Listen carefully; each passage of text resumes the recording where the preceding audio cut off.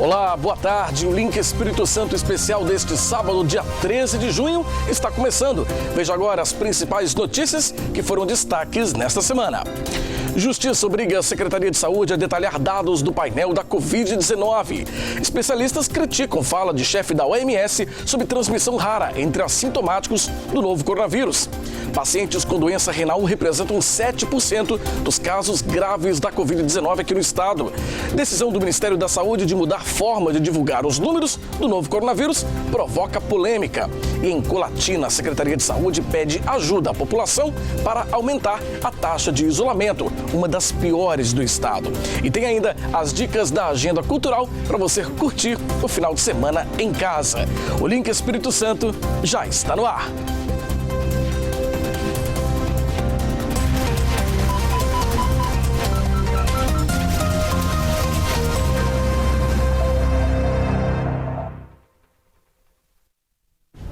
Depois da chefe do Programa de Emergências da Organização Mundial de Saúde afirmar que assintomáticos raramente transmitem a Covid-19, a OMS tratou de se explicar. E para os especialistas, esse tipo de afirmação em plena pandemia pode ter consequências graves e, pior, pode relaxar o isolamento social. A declaração dada pela infectologista e chefe do Departamento de Doenças Emergentes da Organização Mundial da Saúde repercutiu em todo o mundo. Durante uma coletiva de imprensa, Maria von Kerkhove disse que a propagação do novo coronavírus a partir de pacientes assintomáticos é muito rara. Para este infectologista, os estudos na área ainda são insuficientes. Eu me preocupo, tem que olhar isso publicado, porque a gente sabe, os americanos demonstraram bem que as pessoas transmitem antes de adoecer. 2, 3, 4 dias antes de adoecer, as pessoas são muito transmissíveis. Essa é a razão disso aqui. É enjoado estar usando isso, é chato estar usando isso. Mas porque a gente não sabe se você pode adoecer amanhã e pode estar transmitindo agora. Então eu acho que nesse momento que o Brasil tem tanto caso, que o Espírito Santo tem tanto caso, é mais prudente manter a distância e usar máscara. Acho que é o mais prudente para a gente conseguir inverter essa curva. O médico diz que ainda é preciso manter o isolamento social e as medidas de proteção individual. A transmissão é principalmente de quem tem sintoma. Então, todo mundo que tiver síndrome gripal, febre, dor de garganta, tosse, tem que se auto-isolar até em casa. Porque às vezes não passou ainda para a mulher, não passou ainda para o filho, não passou ainda para o pai. Então essa mensagem continua. Quem não tem sintoma pode transmitir um pouco menos, mas nós ainda acreditamos que transmite. E nós achamos que nesse momento é importante manter uma distância, usar máscara de pessoas que você não convive. Ou se alguém adoeceu, porque foi à rua, porque teve que trabalhar, teve que comprar alguma coisa, tem que proteger as outras pessoas da casa. Então, nesse momento, qualquer pessoa que adoeça ou qualquer pessoa que não tem contato rotineiro com outra pessoa deve manter um distanciamento. A Organização Mundial da Saúde disse nesta terça-feira que a transmissão por casos assintomáticos está ocorrendo. A questão é saber quanto.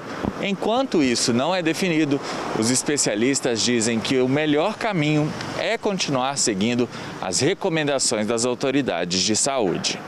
É o que explica essa médica pneumologista. É importante até ver que essas medidas, se elas já fossem tomadas anteriormente para outras doenças, como tuberculose, o próprio influenza, isso já teria um benefício muito grande para a nossa população. Então eu acho que essas medidas elas devem ser mantidas, elas não devem ser retiradas, porque infelizmente, através das mãos, da fala, isso mostra que você pode ter contaminação. E quando você observa, não sei se você observou, mas no início, quando foi mais intensificado o isolamento e as pessoas obedeceram mais, você pode ter visto que foi menor o número de internações de pacientes graves. Nós temos muita gente curada, mas temos também muita gente ruim, com situações críticas de precisar de uma ventilação mecânica e às vezes a gente não tem leito. Observou que a partir do momento que foi liberado um pouco o comércio, foi liberado um pouco algumas atitudes, você pode ver que o índice é o quê? Maior pessoas de número de contaminados, maior índice de óbito. Então é isso que nós temos que evitar. As medidas são necessárias, não só para o Covid, como também também para outras doenças. Então eu acho que a gente não deve abandonar, devemos manter essa rotina por um bom tempo, que a gente não sabe quando essa doença vai te dar uma imunidade definitiva. A gente não tem certeza disso ainda no momento. Para ela, qualquer mudança nos hábitos neste momento é prematura. Nós temos tabagistas, né? As pessoas continuam fumando e talvez porque ficam mais isoladas e dentro de casa, com poucas atividades, fumam mais ainda, correndo maior risco de piorar uma situação de um pulmão. Então ele já vai ter uma doença pré-existente. Caso ele venha pegar um Covid, a situação vai ficar pior. Temos pacientes asmáticos graves, nós vivemos uma cidade poluída, então nós temos muito alto índice de rinite, asma, e que nessa época do inverno ela piora. Então você já tem um fator alérgico associado a um fator viral e que vai te dar uma reação imunológica, quer dizer, uma reação do seu organismo de forma gravíssima. Então o que vai acontecer? Nós vamos ter superlotação. Onde nós vamos botar esse povo todo? Né? Temos pacientes com doenças neurológicas, pacientes hipertensos. O Brasil é lotado de pessoas hipertensas que inclusive não se tratam e que nem sabem que são hipertensas. E se sabe que é hipertensa, também não usa o remédio direto, porque acha que o dia que a pressão está boa, não precisa tomar remédio. Né? Temos esse risco gravíssimo, pacientes com o nosso índice de AVC, né, de derrame da cabeça, são vários. Então, quer dizer, infelizmente, nós temos muitas doenças prévias onde o risco continua altíssimo. Então não significa que o assintomático, que mesmo que ele se ache, né, capaz de não transmitir a doença, ele tem que pensar nas pessoas que têm alto risco, porque essas pessoas é que a gente tem que ter solidariedade e proteger. Porque se entrar dentro de uma UTI, essas pessoas serão realmente pessoas extremamente graves, às vezes uma internação que não vai ser de 5, 6 dias, às vezes até 30, até 40 dias, necessitando de traqueostomia, necessitando de ventilação mecânica. Isso é um altíssimo custo e ainda por cima sem chance, às vezes, de sobrevida. O Ministério da Saúde causou uma grande polêmica ao mudar a forma de divulgar os dados da Covid-19 aqui no Brasil.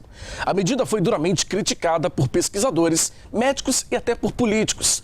O Rodrigo Schroeder mostra pra gente agora como foi a repercussão aqui no estado. Em uma rede social, o governador Renato Casagrande se manifestou sobre as inconsistências nos dados de mortes e contaminados pela Covid-19, divulgados pelo Ministério da Saúde. Casagrande escreveu que é inaceitável o governo federal criar tanta confusão sobre o número de óbitos pela Covid-19 e completou dizendo que se já não bastasse a falta de coordenação nacional e o exemplo ruim do presidente em manifestações, agora a falta de transparência, a imagem do Brasil cada vez pior e em desconsideração com o que está sofrendo. No sábado, também por meio de uma rede social, o secretário de Saúde, Nésio Fernandes, disse: "Nós não escondemos nossos mortos, nem falseamos os dados. Choramos e nos solidarizamos às famílias de brasileiros e brasileiras que perderam entes queridos. Repito, o Brasil é uma casa em luto." As falas são uma reação à dificuldade de acesso aos dados da Covid-19 no país. Desde a semana passada, o governo federal vem promovendo mudanças na divulgação dos dados. Em reação, o Conselho Nacional de Secretários de Saúde, o CONAS, lançou um portal próprio para compartilhar os dados da pandemia. Para os pesquisadores, os números da doença aqui no Brasil são fundamentais para a elaboração de políticas públicas contra o novo coronavírus. A vigilância epidemiológica, que nós chamamos, ela é uma garantia constitucional. Ela está garantida na nossa Constituição, no capítulo da saúde.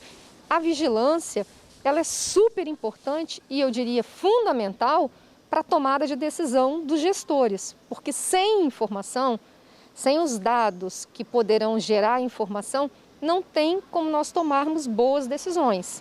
Todos nós, pesquisadores, cientistas, a gente precisa ter acesso aos dados para mostrar para a população o que de fato está acontecendo. Então, dar transparência, dar visibilidade a esse dado, no momento em que as coisas estão acontecendo, ela é fundamental. A pesquisadora da UFES diz que mesmo com a divergência nos dados da Covid, a transparência é essencial. Ter os dados, ainda que eles estejam ou incompletos ou que nós não tenhamos exatamente uma fotografia da realidade, é muito importante do que nós termos dados que não correspondem a nada da realidade, ou que eles sejam maquiados, ou que eles sejam escondidos. Isso é muito ruim. É algo que a ciência abomina. Por quê? Porque nós estamos entrando na mesma lista que a Coreia do Norte, que a Venezuela, e agora o Brasil. As principais universidades e instituições que analisam as pesquisas no mundo, elas estão retirando o Brasil da sua lista pela falta de transparência. Então isso é vergonhoso, isso é algo que todos nós temos que nos unir para fazer com que os dados sejam transparentes e que eles correspondam à realidade do que está acontecendo. Aqui no estado, o Ministério Público Federal classificou como enganosos os dados sobre a ocupação geral nos leitos de UTI para pacientes com Covid-19, disponibilizados na internet pelo governo do estado. A Procuradoria ajuizou uma ação civil pública para obrigar o governo a melhorar a transparência. O pedido foi negado pela Justiça Federal. Segundo a decisão da Justiça, não cabe ao MPF tentar alterar uma política pública desenvolvida pelo governo que tem respaldo técnico e científico. Na semana passada, o governo reagiu sobre o pedido do Ministério Público. Nós somos campeões em transparência, o Ministério Público Federal sabe disso, tá certo? O trabalho do Ministério Público Federal tem sido perguntar do nosso trabalho e tem sido executar as ações. Então, eles têm perguntado, a gente tem respondido, conquistamos uma posição de vanguarda na transparência. Não aceito que o Ministério Público Federal possa questionar os dados, que são dados públicos que nós estamos apresentando, porque são dados de validade pública, tá certo? Então, eles têm alguma dúvida, estamos à disposição para esclarecer, mas é inconcebível que eles possam levantar suspeitas sobre os dados, sobre os leitos que nós estamos abrindo no estado do Espírito Santo. E o Estado está muito próximo de ter de adotar medidas extremas. A Justiça determinou que o painel Covid detalhe os dados sobre a ocupação dos leitos. Olha só. A liminar obriga o governo do estado a informar no portal Covid-19, além do número, se os leitos de UTI exclusivos para tratamento da Covid-19 contam com equipamento de proteção individual, respirador e equipe médica suficiente. O prazo dado pela Justiça para o cumprimento da decisão é de 48 horas. Na ação civil pública, o MPF diz que da forma que estão sendo apresentados, os dados são enganosos. O governador Renato Casagrande disse na semana passada que não aceita que o órgão questione os números, porque são dados públicos. Nós somos campeões em transparência, o Ministério Público Federal sabe disso, tá certo? O trabalho do Ministério Público Federal tem sido perguntar do nosso trabalho e tem sido executar as ações. Então, eles têm perguntado, a gente tem respondido, conquistamos uma posição de vanguarda na transparência. Não aceito que o Ministério Público Federal possa questionar os dados, que são dados públicos que nós estamos apresentando, porque são dados de validade pública, tá certo? Então, eles têm alguma dúvida, estamos à disposição para esclarecer, mas é inconcebível que eles possam levantar suspeitas sobre os dados, sobre os leitos que nós estamos abrindo no estado do Espírito Santo. A taxa de ocupação dos leitos de UTI nos hospitais públicos do estado gira em torno de 85%. No entanto, em alguns hospitais, todos os leitos de UTI já foram ocupados por pacientes com Covid-19. É o caso do Hospital Dório Silva, na Serra. A lotação também foi registrada em leitos comprados pelo governo na rede privada. No Hospital Evangélico, em Vila Velha, e no Hospital Vila Velha, 100% dos leitos também já foram ocupados. A situação da rede particular no estado também é preocupante. Segundo o monitoramento da Secretaria Estadual de Saúde, 71% dos 743 leitos de UTI de 27 hospitais privados já estão ocupados. De acordo com a Secretaria de Saúde, os pacientes com suspeita de infecção pelo novo coronavírus ficam em UTIs de isolamento. Caso dê positivo, eles são transferidos para leitos exclusivos da Covid-19. A epidemiologista e professora do curso de enfermagem da UFES, Etel Maciel, diz que a situação é preocupante. O cenário é bastante preocupante. Nós estamos num momento com uma ocupação alta dos leitos, não só de UTI, mas de enfermaria também. Isso vai impactar todo o sistema. Então, independente se a pessoa tem Covid ou outra doença, porque hoje nós temos muitas pessoas doentes por outros motivos. Pessoas precisando fazer cirurgias, pessoas precisando de um atendimento de enfermaria, às vezes de UTI, por outras doenças. Então, essa dificuldade, essa ocupação tão alta por conta da Covid, acaba impactando em todo o serviço, né? Algumas enfermarias, alguns UTIs, quando você tem um caso suspeito de Covid, que ele ainda não está confirmado, e você tem, por exemplo, duas camas no mesmo local, você não pode colocar outra pessoa ali. Então, a pessoa ocupa uma cama, um leito, que nós falamos, mas ela também inviabiliza de ser utilizado outro, porque ela ainda nem está confirmada, ela é suspeita, né? E você não pode colocar nem alguém que já tenha Covid e nem alguém que não tem Covid. Outra situação que preocupa é a falta de medicamentos para tratamento de pacientes com a Covid-19 e outras doenças. Ficar com o tubo acordado é incompatível com a vida. Então, é preciso que haja esses medicamentos para sedar, né? Para que a pessoa possa ficar no estágio como se estivesse dormindo. E ela sente isso por um período que você precisa estabilizar, porque às vezes a pressão aumenta, você tem que usar medicamentos para diminuir.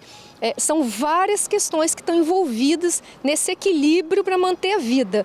E esses medicamentos, no momento, eles estão difíceis de serem achados, de serem encontrados para compra. Não é só aqui no estado, né? No Brasil e internacionalmente até, por conta de que todos os países estão buscando esses medicamentos, né, nesse momento. Então, temos esse problema. E esses medicamentos, eles são usados não só para Covid, eles são usados para cirurgias, né? Quando o paciente recebe uma anestesia geral, é o mesmo processo, né? Ele fica também entubado, ele fica também sedado, né? Sob efeito dos medicamentos, e ele precisa também de medicamentos para aliviar a dor. Então, esses medicamentos são utilizados em várias doenças, não só nessa. E por isso que, nesse momento, a gente tem uma falta, uma escassez desses medicamentos, que é muito, muito preocupante. Bom, sobre essa determinação da Justiça, a multa em caso de descumprimento é de R$10 mil por dia. A seguir aqui no link, pacientes renais representam 7% dos casos graves da Covid-19 aqui no estado. E em Colatina, a Secretaria de Saúde pede a ajuda da população para aumentar a taxa de isolamento. O link Espírito Santo volta já.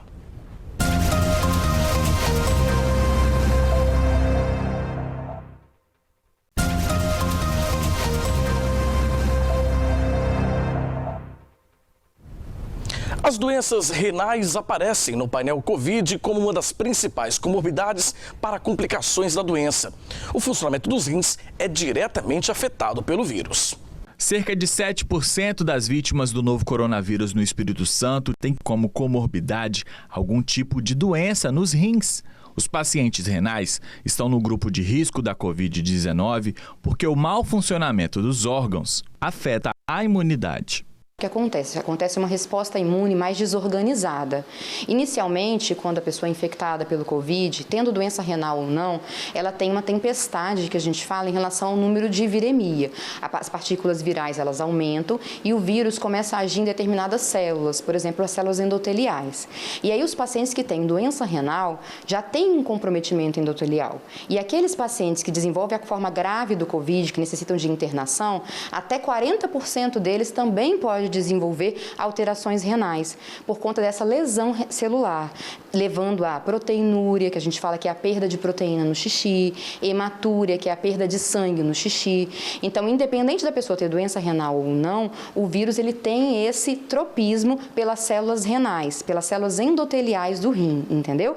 E aí, com isso, é a primeira fase da doença. Depois vem as fases seguintes, em que tem a resposta citotóxica, aquela tempestade das citocinas, em que outros outras partículas são liberadas, interleucinas, a formação de anticorpos. Então, tudo isso tem impacto diretamente no funcionamento adequado do organismo. E aí o rim, dessa maneira, ele não consegue agir da maneira que ele deveria agir, fazendo todo o seu funcionamento adequado, a sua depuração e respondendo o organismo da maneira que ele precisa. Os pacientes com Covid, eles podem evoluir para formas bem graves, precisar de UTI e até mesmo hemodiálise. As doenças renais também afetam outros órgãos, aumentando o risco em caso de contágio pelo novo coronavírus. A doença renal, ela por si só já tem impacto em diversos outros órgãos, tá?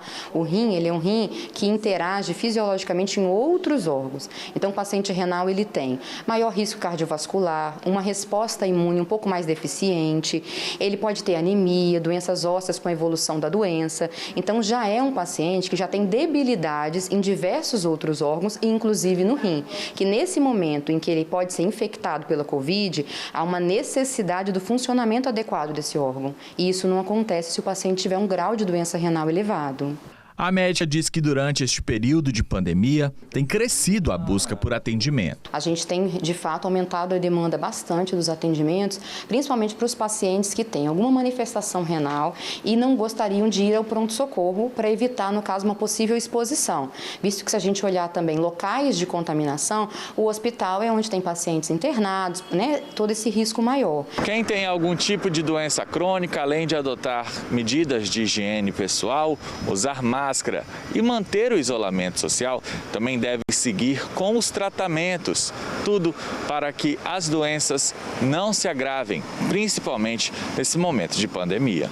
Se o paciente não tiver acesso ao nefrologista nesse momento da pandemia, que às vezes o acesso está dificultado por diversos motivos, ele manter o tratamento que já foi instituído. Se ele tiver como fazer medidas de pressão arterial, de glicose, mesmo no domicílio, entendeu? Já são medidas adequadas. Ele vacinar para gripe.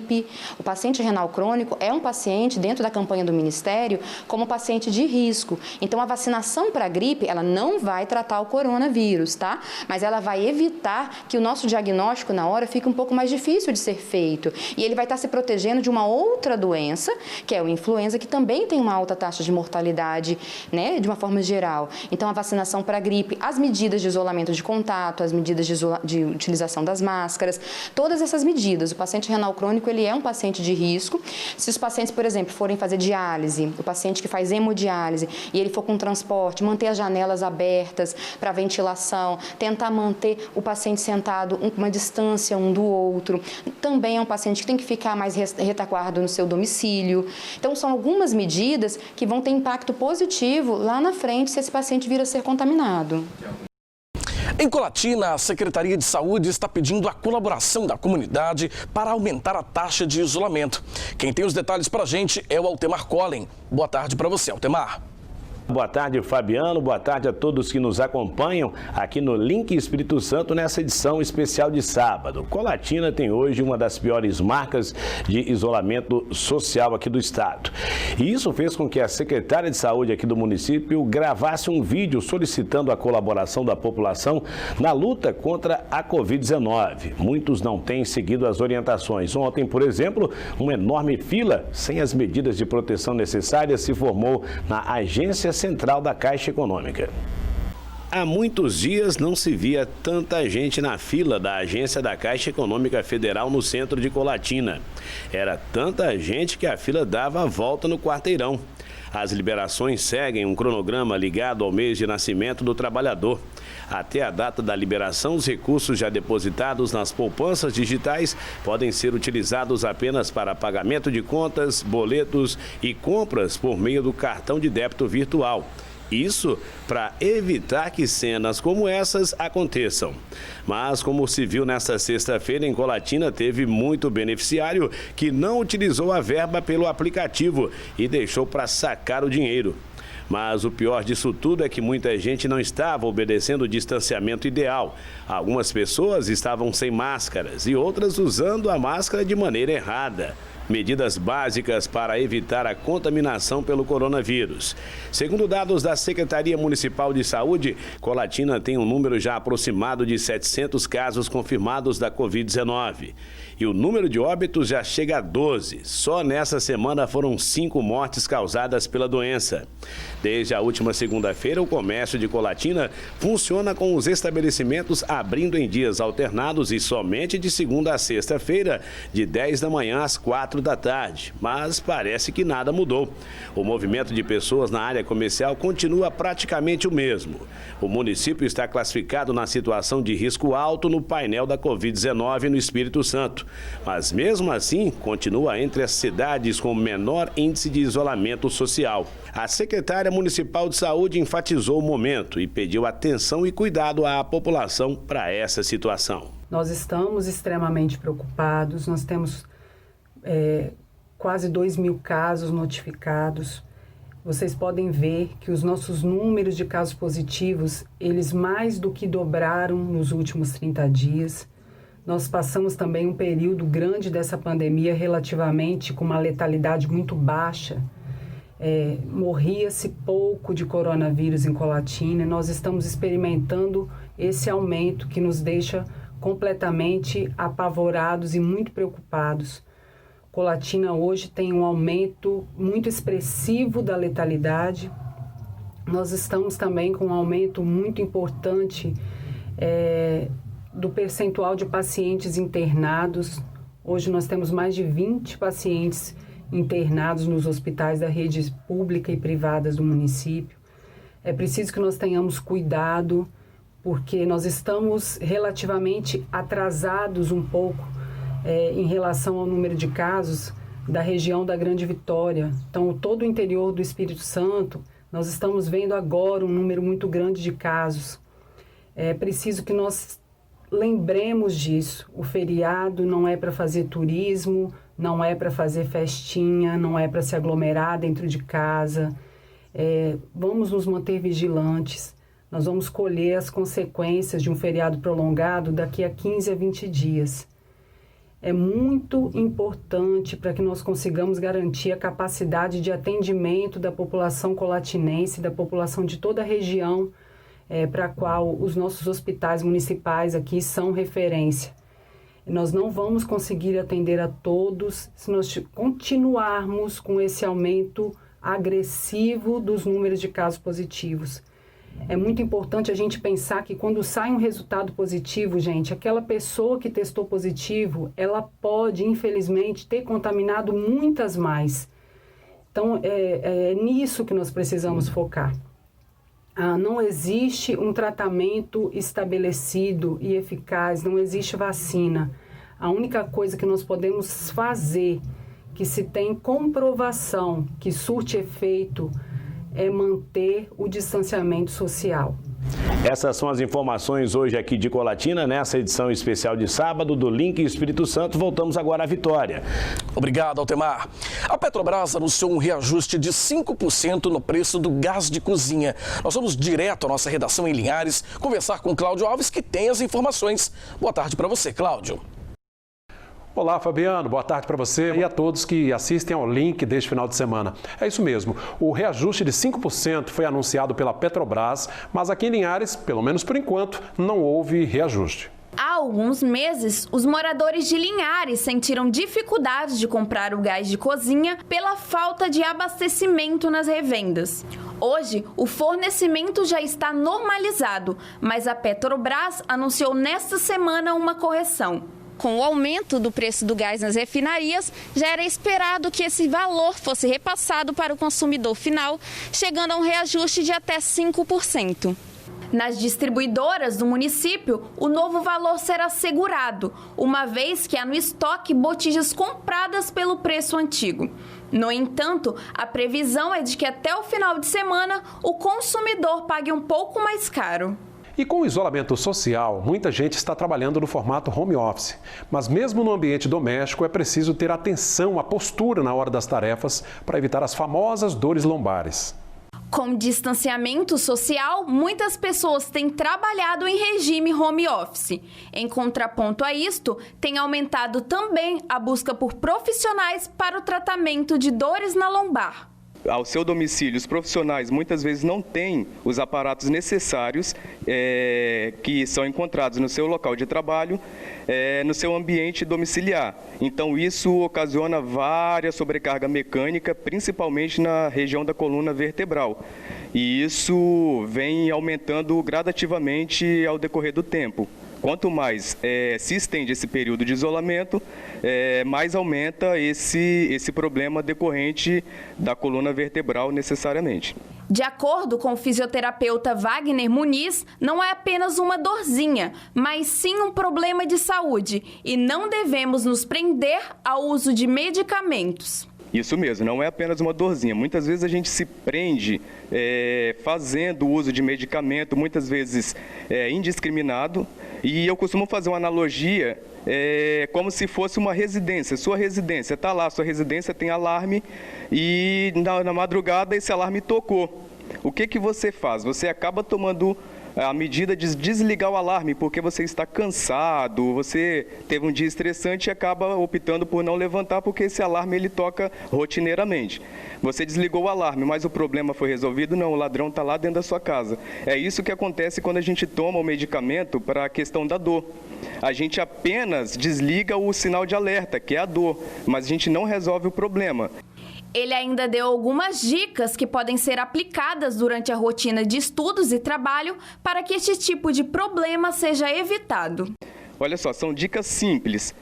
Quem trabalha com computador, botar o computador com o visor na visão, na linha de visão, o teclado adotando uma postura ereta, com o seu cotovelo dobrado, fletido no ângulo de 90 graus, com o antebraço completamente apoiado sobre a mesa. E quem trabalha hoje em dia, tem muita gente que trabalha também usando os smartphones para vender seu produto ou serviço, adotar a postura de não abaixar muito a cabeça no momento em que você estiver fazendo a sua postagem, o seu serviço ali usando o smartphone. Faz a posição, a postura, puxando o seu queixo um pouco para trás e põe o celular na linha da visão também, ou até mesmo um pouco abaixo na direção do seu queixo. Isso já resolve muito os problemas de origem cervical. Por hoje é só, eu retorno à Vitória com vocês. Até a edição do Link de segunda-feira. Até lá. Obrigado, Cláudio. A seguir aqui no Link, projeto da Prefeitura de Cachoeiro está levando videoaulas para a população se exercitar durante a pandemia. E tem a participação do paraquedista Marcos Morandi e suas aventuras radicais pelo mundo no quadro Vivendo um Sonho, quando o céu não é o limite. O Link Espírito Santo volta já.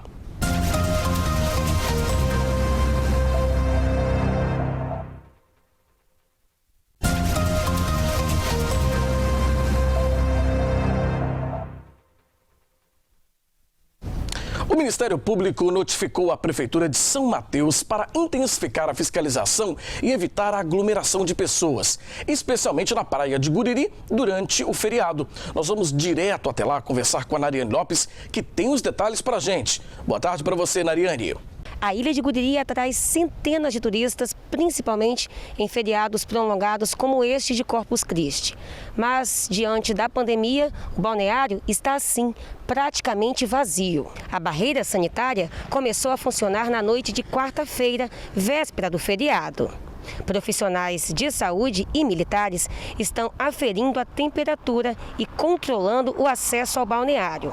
Somente moradores de São Mateus e Guriri podem transitar na região. Mesmo assim, usando a máscara. O Ministério Público notificou a Prefeitura aqui da cidade para interditar a praia e colocar fiscais para fazer a ronda nas ruas de acesso. Além da interdição, fiscais também estão parando pedestres que estão circulando sem máscaras, mesmo aqueles que estão fazendo atividades físicas no calçadão.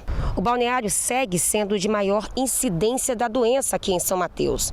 Guriri é um dos balneários mais procurados por turistas, principalmente os mineiros, que vão ter que esperar o fim da pandemia para vir visitar a famosa Ilha das Águas Mornas. Fabiana e Adriana, eu volto com vocês aí no estúdio. Uma boa tarde a todos que estão nos assistindo, um bom final de semana e até segunda com mais notícias aqui de São Mateus e da região. Obrigado, Nariane. Quem mora em Cachoeiro de Itapemirim e gosta de se exercitar já tem uma nova opção. É que a Prefeitura da cidade está disponibilizando videoaulas para os moradores lá do município. Quem tem os detalhes é o Samuel de Fraga. Boa tarde para você, Samuel. Olha isso mesmo, hein? Moradores da sede do interior estão tendo acesso ao material como alternativa para a prática de exercícios físicos em casa, com o objetivo, é claro, de impedir a concentração e circulação de pessoas em espaços públicos de esporte e lazer aqui em Cachoeiro. São aulas de zumba, de treino funcional, de ginástica, de alongamento e de relaxamento. Os conteúdos podem ser acessados gratuitamente por qualquer pessoa. As videoaulas estão sendo publicadas no canal Nosso Esporte Cachoeira em Casa, criado para que os alunos dos núcleos de qualidade de vida da Prefeitura e os demais interessados continuem as atividades nesses dias de isolamento social. A Prefeitura tem investido na modernização e de forma que a gente possa acompanhar essa necessidade de reinvento de todas as áreas, né? Não só na área de esporte, mas de todas as áreas da Prefeitura. E o esporte não poderia ficar para trás. Nós estamos, então, com um canal do YouTube específico do programa Nosso Esporte Cachoeiro, onde os nossos profissionais fazem todo um acompanhamento, não só pelo canal, mas também por telefone ou por WhatsApp. Nossos profissionais estão à disposição. Nós tínhamos mais de 4.000 pessoas participando dos núcleos de qualidade de vida e a gente não poderia deixar, então, todas essas pessoas sem um acompanhamento. As aulas são postadas no canal toda semana e, além dos exercícios, o praticante recebe todas as dicas necessárias para a prática de cada atividade física, que tem grandes benefícios para a saúde. Quem já era sedentário e que está vendo a necessidade de fazer uma atividade física para melhorar seu físico e também a questão mental, nós temos um vídeo explicando exatamente o que é preciso fazer, com orientações dos profissionais de educação física, que são as pessoas que estão habilitadas para isso. E a grande novidade para a semana que vem vão ser as aulas para as crianças, que também é novidade. Nós estaremos lançando as aulas semanalmente nos dos núcleos de esporte educacional, ou seja, as crianças também serão atendidas. As lives acontecem aqui na frente da Secretaria de Esporte, também temos gravações nos ginásios e, mais importante, saber que nós estamos investindo na saúde através das atividades físicas. As atividades nos espaços públicos de esporte e lazer de Cachoeiro estão proibidas. As áreas estão isoladas até 30 de junho para evitar aglomerações por causa da pandemia do novo coronavírus. Quanto antes nós entendemos o quanto é importante o distanciamento social, a gente vai sair dessa de forma mais rápida. Mas é importante nesse momento desenvolvermos uma consciência coletiva, onde eu me protejo e protejo o outro. Né? A partir do momento que a gente conseguir superar esse momento, nós vamos passar por essa tempestade e vamos chegar do outro lado da travessia muito melhor. Bom, e ainda falando de isolamento social, Cachoeiro de Itapemirim, gente, entrou para a lista de risco alto na contaminação com o novo coronavírus. E o município pede à população que fiquem em casa e só saiam se necessário para evitar a propagação da doença. A pandemia que nós estamos vivenciando, nós ainda não temos uma vacina.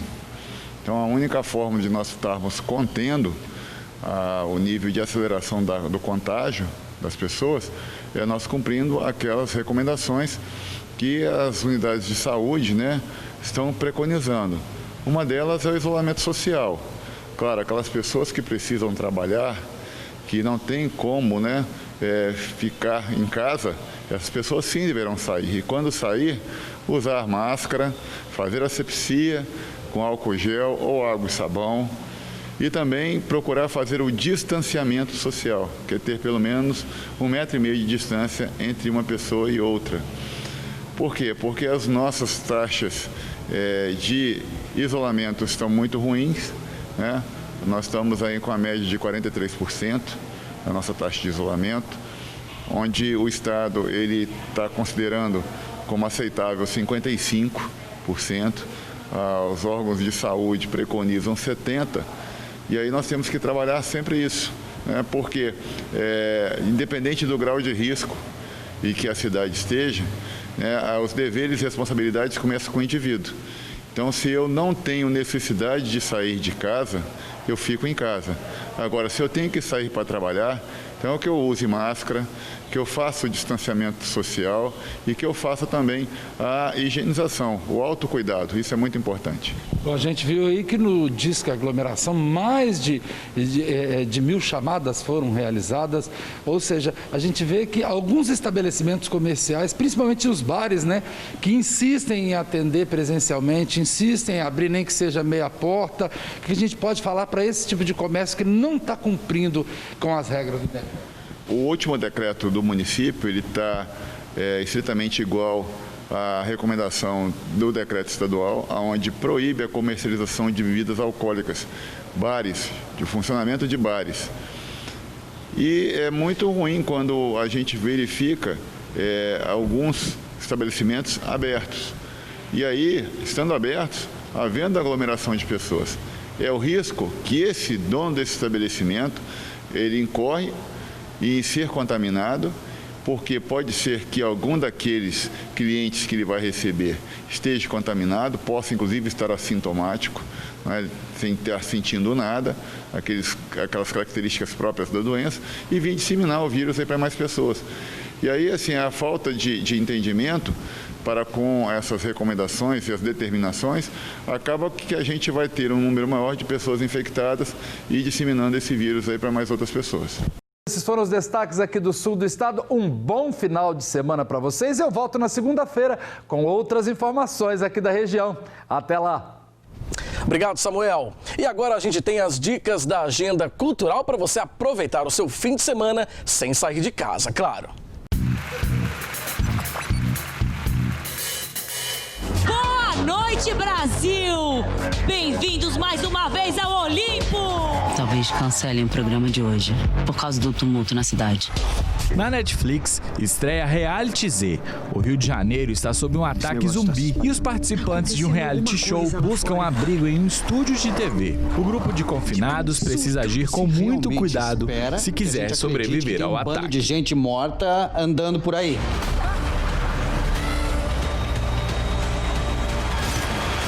E agora? Agora eu vou tomar meu palácio de volta. Symulacja, w którym zaginęła moja siostra, znaleźli jakieś ludzkie kości. Em Silêncio na Floresta, um promotor renova as esperanças de que sua irmã desaparecida há 25 anos possa estar viva depois que encontram evidências em uma vítima de homicídio.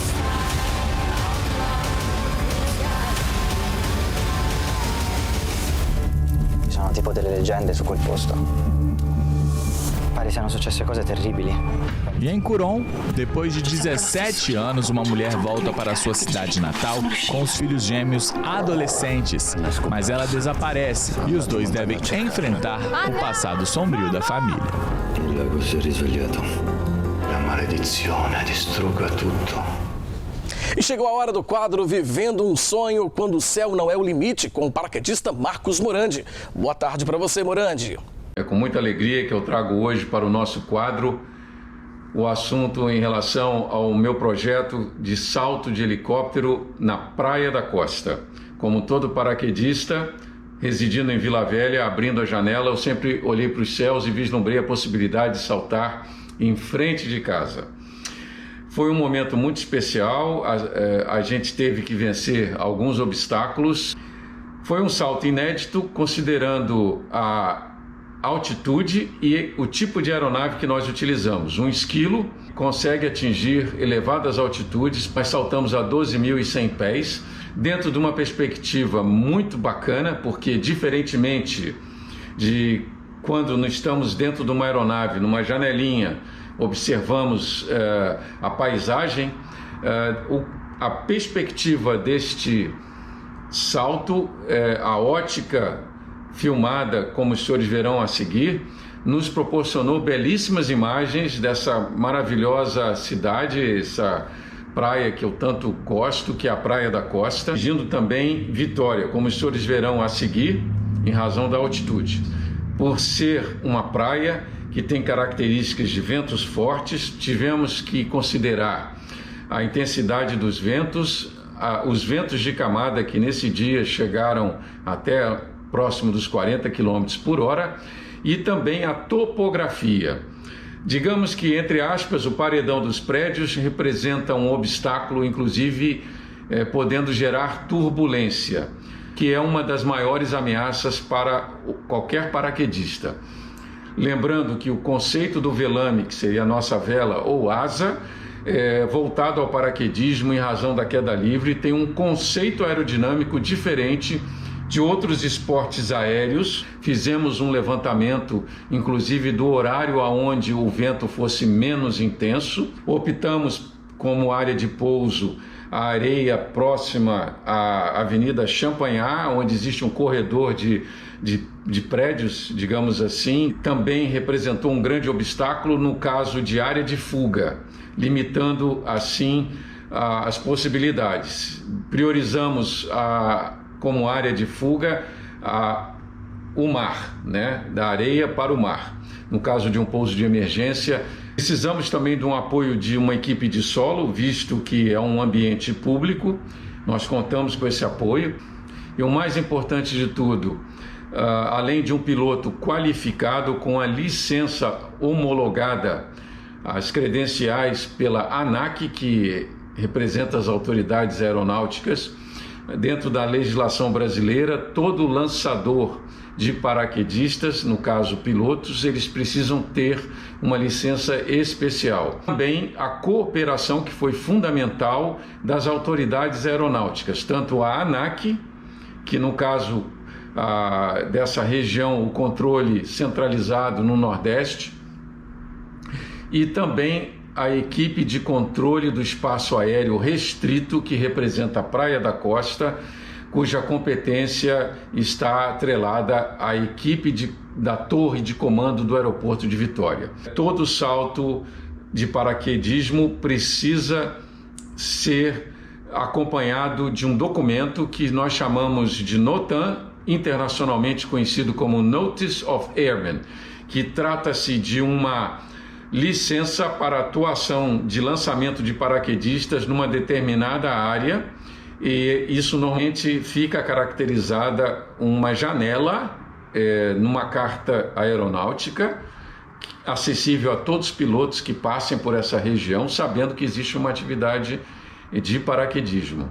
E isso alimenta também o controle de voo. Para todo salto existe um plano prévio de voo. Como os senhores irão observar no vídeo, nós fazemos o que seria um briefing, todo esse contexto dentro de um cenário bem complexo, mas que ao final nos dá uma grande satisfação por ter essa missão cumprida com êxito e, acima de tudo, com segurança. Espero que vocês gostem. Segue o vídeo.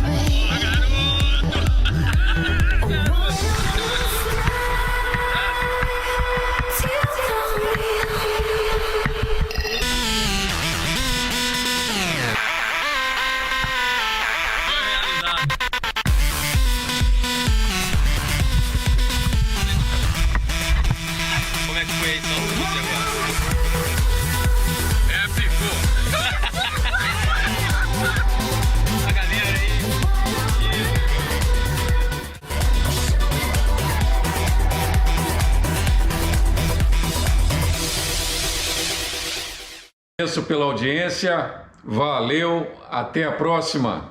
Volto ao estúdio com vocês. Obrigado, Morandi. Um abraço para você. Bom, no Link Espírito Santo deste fim de semana vai ficando por aqui. Muito obrigado pela sua audiência e pela sua companhia. Você já sabe, para ficar muito bem informado a qualquer hora, é só acessar simnoticias.com.br. Uma ótima tarde, bom fim de semana e até segunda. Record News, informação para você crescer.